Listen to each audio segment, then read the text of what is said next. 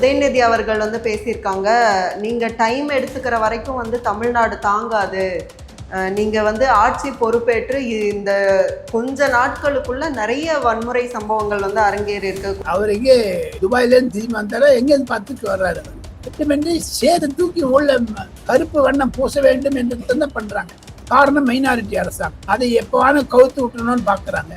ஒன்று நிச்சயம், இன்று தேர்தல் வைத்தால் தமிழக முன்னேற்ற வெற்றி கழகம் 200 சீட்டுகளை வின் பண்ணுங்கிறது அவங்க மறந்துடுறாங்க. அதிமுகல இருந்து அவங்க குதிரை பேரம் பேசி அங்க இருந்து 4 பேரை எடுக்கிறாங்க அப்படிங்கறதுதான் இன்னைக்கு ரொம்ப விஜய் அவர்கள் மேல வைக்கக்கூடிய விமர்சனமாவே அதுதான் இருக்கு.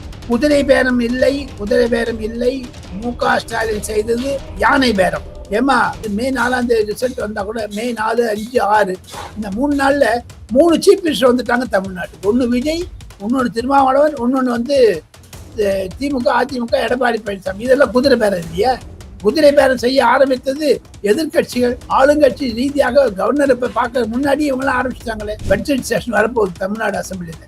நீங்க சொக்காய கீச்சுன்னு அடித்தடி நடக்கிறேன்னா இந்த ராஜகுமார்ல பாருங்க. அவ்வளவு வெறுப்புடன் இருக்கிறார்கள் திராவிட முன்னேற்ற கழக அரசாங்கம். இப்பவே திமுகவுக்கும் பிசிகாவுக்கு எல்லாம் கலவரம் சண்டை எல்லாம் வர்றதெல்லாம் பாக்குறோம். அது தமிழக சட்டமன்றத்தில் பிரதிபலிக்கும். சபாநாயகர் பிரபாகரனுக்கு ஒரு மாபெரும் இளைஞராக இருக்கும். விஜய் அவர்களுக்கு பாதுகாப்பு தேவை. சட்டமன்றத்திற்கு அருகே மத்திய அரசுடன் சண்டை போடும் போக்கை கொண்டு வந்த திமுகவுடைய மு.க. ஸ்டாலின் அவர் மேகதாதுவை பற்றி கட்டுவதற்கு அனுமதி கொடுத்தால் காங்கிரசும் திமுகவும் ஒன்றாக இருந்ததனால் அவரால் செய்த வம்பு அது விஜய்க்கு கண்டிப்பாக ஒரு பிரச்சனையை கொண்டு வரும். திமுக அந்த முதலமைச்சர் நாற்காலி மீது விஜய் உட்கார்ந்து இருப்பது அவர்களுக்கு கண்ணை உறுத்துகிறது. நம்ம குடும்பம் தான் ஆட்சி நடக்கணுங்கிறத உடைத்தெறிந்தார்கள். மன்னர் ஆட்சியை உடைத்தெறிந்தார்கள். அதுதான் பெரிய. இப்ப கூட சட்டம் ஒழுங்கு உதயநிதி அவர்கள் பேசியிருக்காங்க. நீங்க டைம் எடுத்துக்கிற வரைக்கும் தமிழ்நாடு தாங்காது. நீங்க ஆட்சி பொறுப்பேற்று இந்த கொஞ்ச நாட்களுக்குள்ள நிறைய வன்முறை சம்பவங்கள் அரங்கேறி இருக்கு. கொலை, கொள்ளை, அதுக்கப்புறம் பாலியல் வன்கொடுமைகள் அரங்கேறி இருக்கு. ரொம்ப ஷாக்கிங்கா இருக்கு இதெல்லாம் அப்படின்னு சொல்லி அவர் பேசியிருக்காரு. அவர் எங்கே துபாயிலேருந்து திரும்பி வந்தாரா, எங்கேருந்து பார்த்துட்டு வர்றாரு. காரணம் என்ன என்று கேட்டால் உதயநிதி வேண்டுமென்றே செய்வார்கள். அவர் எதிர்கட்சியா இருக்கிறதுனால ஆளுங்கட்சி மீது சேருவாட்சி எரிப்பார்கள். இதே உதயநிதி அப்பா எதிர்கட்சிகளாக இருந்தால் அரசியல் செய்யாத அபிரா செய்யும் என்று கேட்டார். ஆக மொத்தம் அவ்வளோ அபிரியல் செய்யறாங்களா, அரசியல் செய்யறாங்க. மட்டுமின்றி சேது தூக்கி உள்ள கருப்பு வண்ணம் பூச வேண்டும் என்று தான் பண்றாங்க. காரணம் மைனாரிட்டி அரசாங்கம். அதை எப்பவான கவுத்து விட்டணும்னு பாக்குறாங்க. ஒன்று நிச்சயம், இன்று தேர்தல் வைத்தால் தமிழக முன்னேற்ற வெற்றி கழகம் 200 சீட்டுகளை வின் பண்ணுங்கிறது அவங்க மறந்துடுறாங்க. நம்ம கான்பிடென்டா சொல்றோம். அப்புறம் அதிமுகல இருந்து அவங்க குதிரை பேரம் பேசி அங்க இருந்து 4 பேரை எடுக்கிறாங்க அப்படிங்கறதுதான் இன்னைக்கு ரொம்ப விஜய் அவர்கள் மேல வைக்கக்கூடிய விமர்சனமாவே அதுதான் இருக்கு. குதிரை பேரம் இல்லை. மு.க. ஸ்டாலின் செய்தது யானை பேரம்.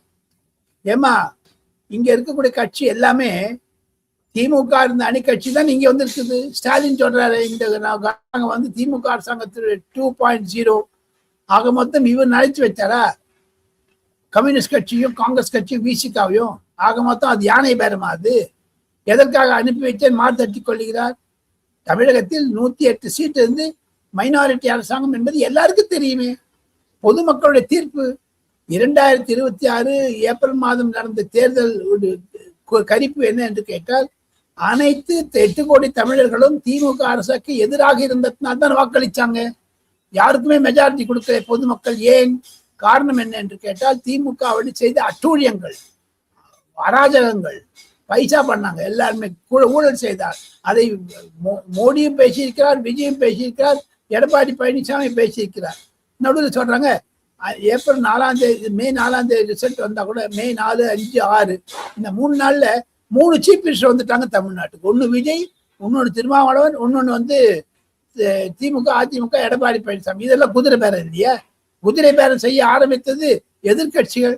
ஆளுங்கட்சி ரீதியாக கவர்னரை பார்க்க முன்னாடி இவங்களாம் ஆரம்பிச்சிட்டாங்களே. அதை தவிர விஜய் அவர்களுக்கு ஒன்று புரிந்து கொள்ள வேண்டும். அரசியல் ரீதியாக இந்த தமிழகத்தில் இந்த குழப்பத்தை ஏற்படுத்தி விட்டது காங்கிரஸ் தான். 4ஆம் தேதி சிமெண்ட் மாயமோன்னு இருந்தாங்க. 5ஆம் தேதி 5 எம்எல்ஏ வந்துட்டு அப்புறம் நாங்கள் விஜய்க்கு ஆதரவு தருகிறோம் முதல்ல போய் கடிதம் கொடுத்தாங்க. அந்த கடிதத்தை விஜய் தப்பா போய் கவர்னர்கிட்ட கொடுத்துட்டார். அதுல இருந்து வந்த வம்பு தான் அது. அவர் நான் 108 இருக்கு, எனக்கு மைனாரிட்டி அரசாங்கம், எனக்கு பதவி பிரமாணம் செய்யணும் வச்சிருவாரு. இந்த 5 பவுன் 113 ஆனவனையும் மீதி 10 எங்கன்னு கேட்கிறாரு அவர் கவர்னர். ஆக மொத்தம் இந்த குழப்பம். இதுதான் குதிரை பேரம் இல்லை, யானை பேரம் பண்ணியிருக்காங்க. விஜய் மீது ஒரு கருப்பு புள்ளி, அதாவது பிளாக் ஸ்பாட் ஒன்று பண்ணியிருக்காங்க இந்த அரசாங்கத்திற்கு என்பதுதான் என்னுடைய வாதம். எது இருப்பினும் வரக்கூடிய நாட்களில் விஜய் எதிர்நோக்க வேண்டிய கட்சி ரீதியாக, ஆட்சி ரீதியாக, பொதுமக்கள் ரீதியாக தங்களுடைய சுமை 8 கோடி தமிழர்களுடைய ஒரு இன்னல்களை எல்லாம் தாங்கள் சுமந்து கொண்டு வருகிறீர்கள். இதையெல்லாம் ஜாக்கிரதையாக அணுகுமுறை செய்தால்தான் தங்களுடைய அரசாங்கம் ஒரு நிலைப்பாட்டில் இருக்கவில்லை என்றால் இப்ப பட்ஜெட் செஷன் வரப்போகுது தமிழ்நாடு அசம்பிளியில. நீங்க சொக்காய கீழ்ச்சின்னு அடித்தடி நடக்கலன்னா இந்த ராஜகோபால்ல பாருங்க, அவ்வளவு வெறுப்புடன் இருக்கிறார்கள் திராவிட முன்னேற்ற கழக அரசாங்கம். இப்பவே திமுகவுக்கும் பிசிகவுக்கு எல்லாம் கலவரம் சண்டை எல்லாம் வர்றதெல்லாம் பாக்குறோம். அது தமிழக சட்டமன்றத்தில் பிரதிபலிக்கும். சபாநாயகர் பிரபாகரனுக்கு ஒரு மாபெரும் இளைஞராக இருக்கும். விஜய் அவர்களுக்கு பாதுகாப்பு தேவை சட்டமன்றத்திற்கு அருகே. எந்த காங்கிரஸ் ஜோதிமணி பிரதமரை அடிக்கிறதுக்கு போனாங்களே பேனர் வச்சுட்டு பெண் அந்த இது பண்ணும்போது பதில் சொல்லும் பொழுது அந்த மாதிரியான ரவுடித்தனத்தை செய்ய எதிர்கட்சிகள் தயாராகும் விஜய் மீது. நான் எழுதி வைக்க சொல்லுங்க. அவங்கெல்லாம் நான் கேள்விப்படுகிறேன், அவங்கெல்லாம் ஒரு பனியனோடு தான் வரப்போறாங்களாம் தமிழ்நாட்டுல. ஏன்னா இதுவாயிடுச்சு, மின் பற்றாக்குறை, எங்களுக்கெல்லாம் வேத்து கொட்டுதுன்னு யாருமே பனியன் போட்டுதான் வரப்போறாங்க, ஏதோ ஷர்ட் போட்டு போகுது இல்லை. அது காரணம் என்னன்னா, திமுக அரசாங்கத்தில் இந்த மின்வெட்டு கிடையாது. இப்ப நீங்க வந்தோடனே மின்வெட்டு வருது. மின்வெட்டு இருந்தாலும் நீங்க கோட் சூட்டு போட்டுக்கிறீங்க, நான் வெறும் பேர் பாடியோட வரேன்னு சொல்லிட்டு காமிக்க போறேன். அதெல்லாம் சில திமுக எம்எல்ஏக்கள் எம்பிக்கள் பேசுவது என்னுடைய காதிலும் விழுகிறது. மாதிரி டெல்லி விட்டோம், அவங்களாம் பிளான் பண்றாங்க. இதுக்கெல்லாம் முன்னெச்சரிக்கையாக இருக்க வேண்டும். அந்த மாதிரி பேர் பாடியோட வந்தாங்கன்னா பொதுமக்கள் தான் சிரிப்பாங்க தவிர, ஏற்கனவே உங்களுக்கு எல்லாம் துணி அவுத்துட்டாங்க, இன்னும் பேர் துணி அவங்களே அவுத்துட்டு வரணுமா என்ன? காங்கிரஸ் கூட்டணியில தான் இருக்கிறாங்க அப்படிங்கிற போதும் கூட இப்ப அந்த குதிரை பேரம் தொடர்பாக ஜோதிமணி அவர்கள் எழுப்பியிருக்கக்கூடிய அந்த எதிர்ப்பு அப்படிங்கிறது அப்ப அந்த அந்த ஜெல் அப்படிங்கிறது கொஞ்சம் விரிசல் வருதா அப்படிங்கிற ஒரு கேள்வி வருது. காங்கிரஸ் எங்க இருக்குதோ அந்த விரிசல் வரத்தாமா வரும். காங்கிரஸ்காரங்க எல்லாம் ஒரு அரிப்புக்காரங்க அவங்க எல்லாம். இப்போ ஸ்டாலின் சொல்றாரு பாருங்க, என்னுடைய முதுகில் குத்தி விட்டாரு என்று. அதே நிலைமை விஜய் அவர்களுக்கும் 6 மாதம் 1 வருடம் கடுத்து வரும். இதே காங்கிரஸ்காரங்க 5 பேரை வச்சுன்னு ஒண்ணுமே இல்லைம்மா. ஒரு சிரிக்க வேண்டியது லட்சுமி தமிழ். அது 2 எம்எல்ஏ வச்சுட்டு எம்எல்ஏ இல்லாதவர் சீஃப் மினிஸ்டர் ஆகணும்னு ஆசைப்படும் போது இந்த 5 பேர் வச்சு என்ன பண்ண போறாங்க? எங்களுக்கு நல்ல பதவி கூட கேட்பாங்க, பணம் அடிப்பாங்க, ஆரம்பிப்பாங்க. காங்கிரஸ் எங்க இருக்கிறதோ அங்க ஊழல் இருக்கும். காங்கிரஸ் எங்க இருக்கிறதோ அங்க இந்த மாதிரியான ஒரு பிரச்சனை இருக்கும். பாருங்க, மெஜாரிட்டி கூட கர்நாடகால அவங்க இவ்வளவு பெரிய சண்டை போடுறாங்க. கேரளால 10 நாள் ஆச்சு அரசாங்கம் பண்ணவே முடியல. வேற Vijay 3rd day he got the government. Minority அரசாங்கம் தான், அவன் மெஜாரிட்டி பண்ணவே இல்லை பாருங்க. ஸோ இதெல்லாம் பிரச்சனை இருக்கிறது. என்னை பொறுத்த மட்டில் இன்னும் பல சங்கடங்களை, தர்ம சங்கடங்களை திராவிட முன்னேற்ற கழகம் எதிர்கட்சிகள் விஜய் மீது செய்வார்கள். அவர் எச்சரிக்கையாக இருக்க வேண்டும். நிறைய கீ இஷ்யூஸ் அப்படின்னு பார்க்கும்போது அதுல முக்கியமானது மேகதாது அணை விவகாரம். அதுல இப்போ DK சிவகுமார் அவர்கள் புதிய முதலமைச்சர் அப்படின்னு வரும்போது இப்போ அவங்களுக்கும் தமிழ்நாட்டுக்கும் உள்ள ரிலேஷன்ஷிப் எப்படி இருக்க போகுது, அது அவங்க இன்கேஸ் அணை கட்டுனா அதை எப்படி தடுக்க முடியும்? கோரிக்கை வைக்கலாம், மத்திய அரசு வரைக்கும் போகலாம், நீதிமன்றம் வரைக்கும் போகலாம், ஆனா ஃபைனலி அதை தடுக்க முடியுமா? தடுக்க முடிஞ்சா அது விஜய் அவர்களுடைய சாதனையாக கருதப்படும். காவிரி பிரச்சனையில் திமுகவிற்கு ஒத்து போகாத இருந்த காங்கிரஸ் கட்சி, காங்கிரசும் திமுகவும் மத்திய ஆட்சியில் இருந்தபோது ஒழுக்கப்படாத மத்திய அரசாங்க கட்சி. விஸ்வநாத் பிரதாப் சிங் அரசாங்கத்திலேயே காங்கிரஸ் பதவி இருந்தது, தமிழக திராவிட முன்னேற்ற கழகம் இருந்தது. அப்பவே காவிரி பிரச்சனை தீர்க்க முடியவில்லை. அதற்கு பாஜக அரசாங்கம் இருந்தாலும், தமிழகத்தில் அதிமுக அரசாங்கம் இருந்தாலும், அம்மையார் ஜெயலலிதாவும் நரேந்திர மோடி பேசி காவிரி பிரச்சனையை தீர்த்தார்கள். மத்திய அரசுடன் சண்டை போடும் போக்கை கொண்டு வந்த திமுகவுடைய MK ஸ்டாலின் அவர் மேகதாதுவை பற்றி கட்டுவதற்கு அனுமதி கொடுத்தால் காங்கிரசும் திமுகவும் ஒன்றாக இருந்ததனால் அவரால் செய்த வம்பு அது விஜய்க்கு கண்டிப்பாக ஒரு பிரச்சனையை கொண்டு வரும். எந்த துணை முதலமைச்சர் சிவகுமார் எதிர்த்தாரோ தமிழகத்திற்கு தண்ணி வரக்கூடாது, நாங்கள் மேகதாதுவில் கட்டிடம் கட்டுவோம், அணைக்கட்டு கட்டுவோம் என்று சொன்னாரோ அவர் இன்று முதலமைச்சராகிவிட்டார். இது ஒரு பிரச்சனையாகத்தான் முடியும். அதிலிருந்து விஜய் தப்புவது கடினமாகத்தான் இருக்கும். டெல்டா பகுதிகளில் இருக்கக்கூடியவர்களுக்கு ஒரு பெரிய இன்னல்களை தரும். இதெல்லாம் விட்டுருங்க. ஜூன் மாசம் 12 15 முட்டை தமிழ்நாட்டுல மழை வரலன்னா அங்க இருக்கக்கூடிய பயிர்லாம் இதுவாயிடுவேமா?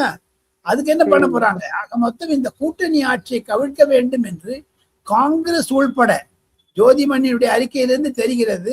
அவங்க எல்லாம் பாருங்க, திமுக ஒரு ராஜ்யசபா வாங்கினாங்க, தமிழ் வெற்றி கழகம் வந்த பிறகு ஒரு ராஜ்யசபா வாங்க போறாங்க. தனக்கு வேண்டி செஞ்சுக்கிறாங்க, பொதுமக்களுக்கு எதிர்பார்க்க மாதிரி காமிச்சுக்கிறாங்க. கூட்டணியில இருந்தாங்கன்னாலே கழுத்து அறுத்து விட்டுருவாங்க. கழுத்துல ஒரு பெரிய பாம்பு இருக்க மாதிரி இந்த காங்கிரஸ். விஜயனுடைய கழுத்துல ஒரு பாம்பு காங்கிரஸ் எப்போனா எங்க சுத்தம். அதனாலதான் திரு மு.க. ஸ்டாலின் அவர்கள் வந்து கூட்டணி ஆட்சி ஒத்து வராது அப்படிங்கிற ஸ்டேட்மெண்ட்டை கூட சொல்லியிருக்காங்களோ. கூட்டணி ஆட்சியில் அவங்களே பங்கெடுத்துட்டாங்களாமா மத்திய அரசாங்கத்துல. இதே மு.க. ஸ்டாலினுடைய தகப்பனார் மு. கருணாநிதி ஐயா அவர்கள் தமிழ்நாட்டில் உட்கார்ந்து கொண்டு ராஜாவிற்கு தொலை பேச்சு தொடர்பு வேண்டும், டெலிகம்யூனிகேஷன் வேண்டும், என்னுடைய மருமகன் தயாநிதிமானுக்கு இது வேண்டும் அது வேண்டும் எல்லாம் மந்திரி சபையில டிக்டேட் பண்ணாங்களே. அப்ப கூட்டணி ஆட்சி லட்டு மாதிரி இருந்தது.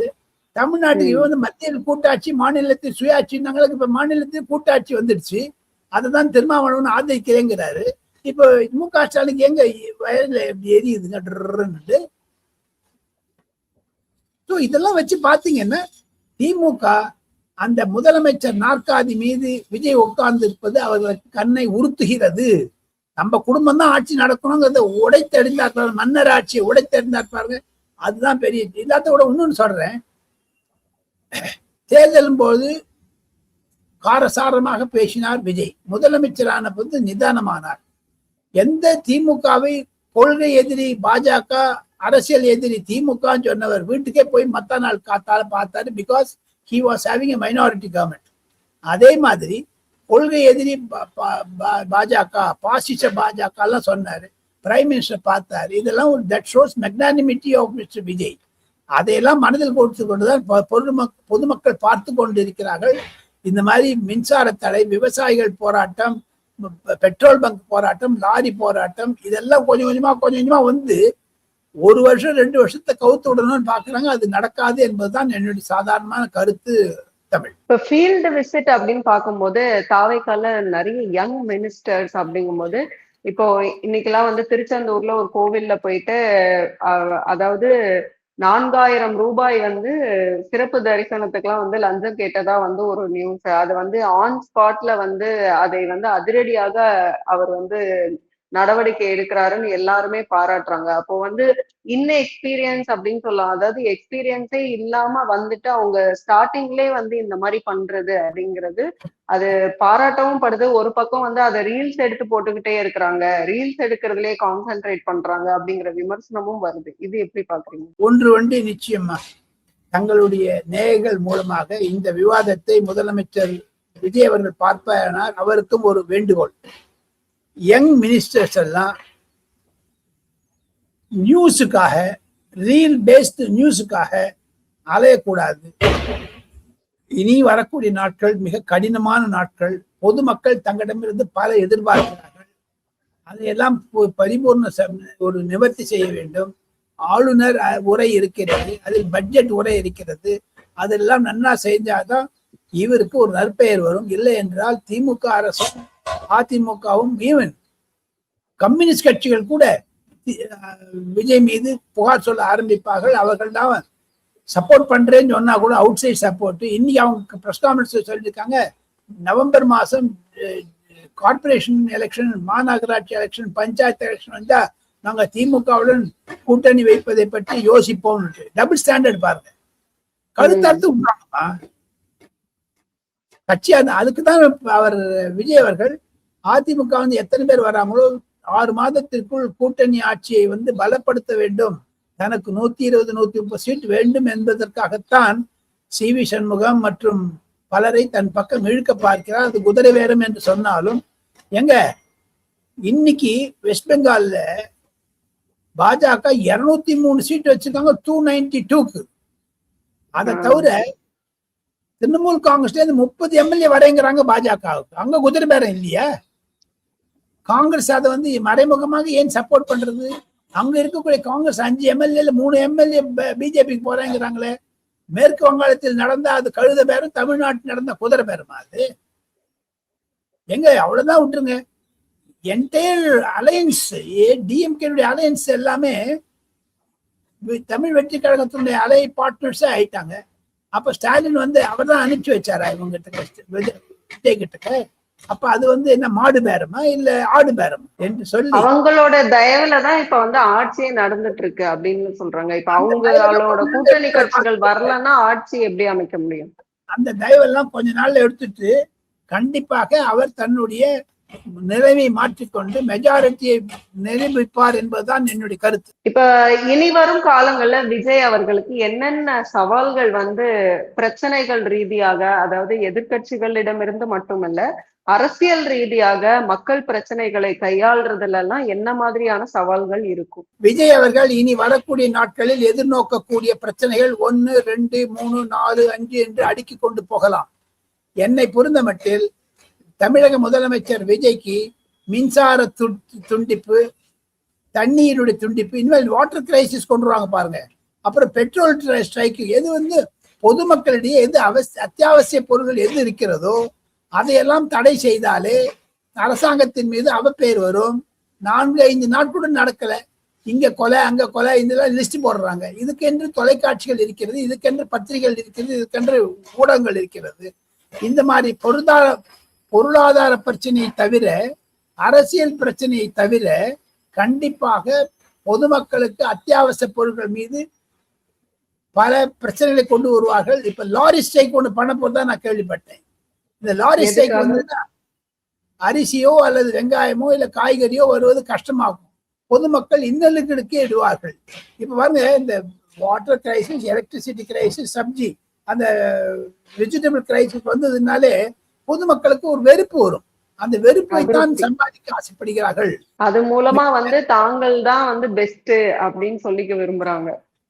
அப்படிதான் அல்டிமேட்லி அப்படிதானே போகும் இல்லையா? இப்போ திமுகவை பொறுத்த வரைக்கும் வந்து அவங்களும் வந்து கூட்டணியில இருந்த கட்சிகள் எல்லாம் வந்து இங்க தாவேகாவுக்கு ஆதரவு கொடுத்துட்டாங்கன்னா, இப்ப திமுகவும் வந்து அவ்வளவு பெரிய, இப்ப அதிமுக என்ன நிலைமைக்கு ஆளாக போறாங்கன்னே தெரியல. அப்படி பார்க்கும்போது வலுவான எதிர்கட்சி அப்படின்னு சொல்ற அளவுக்கு யாருமே இல்லாம போயிருவாங்களோங்கிற ஒரு கவலை கூட வரும்ல. எப்படி விஜய் உருவாகினாரோ அது மாதிரி ஒரு 10 வருடம் கழித்து விஜய்க்கு எதிரி உருவாகலாம்.